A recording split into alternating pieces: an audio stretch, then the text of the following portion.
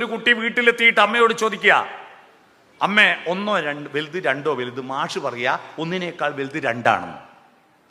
ഒന്നിനേക്കാൾ വലുത് രണ്ടാണെന്ന്. ആ അതല്ലേ മാഷ് പറഞ്ഞല്ലേ ശരി. അപ്പൊ അമ്മേന്റെ ഒന്നാമത്തെ മോനാരാ? നിന്റെ ഏട്ടൻ. രണ്ടാമത്തോ നീ? ആരാ വലുത്? ഏട്ടനല്ലേ. അപ്പൊ വീട്ടിലെത്തുമ്പോ ഒന്നാ വലുത്, സ്കൂളെത്തുമ്പോ രണ്ടാ വലുത്. അതെന്ത് കണക്കാമേ? കാലെന്ന വാക്കുണ്ടായത് 4 കൊണ്ടാ. നിങ്ങൾ ഇരിക്കുന്ന കസേരക്ക് 4 കാലാണ്, ടീപ്പോയ്ക്ക് 4 കാലാണ്, മേശക്ക് 4 കാലാണ്, ബെഞ്ചിന് 4 കാലാണ്. 4 മൂലക്ക് കാലില്ലേ നിൽക്കൂല. കാല് 4 ഒരു സെറ്റാണ്. അപ്പൊ ഒരു കാല് 4-ൽ 1 4-ൽ 1 കണക്കിന്റെ ടീച്ചർ പഠിപ്പിച്ചത് 1/4. 1/4. 1/4 അല്ലേ കാല്.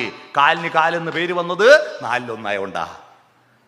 കാലും കാലും കൂട്ടിയാൽ അരയാണ്. ഇതാ എന്റെ ഒരു കാല് പ്ലസ് മറ്റേ കാല് സമം ഇതല്ലേ അര. 2 കാല് കൂട്ടുന്ന കൊണ്ടാണ് അരയായത്.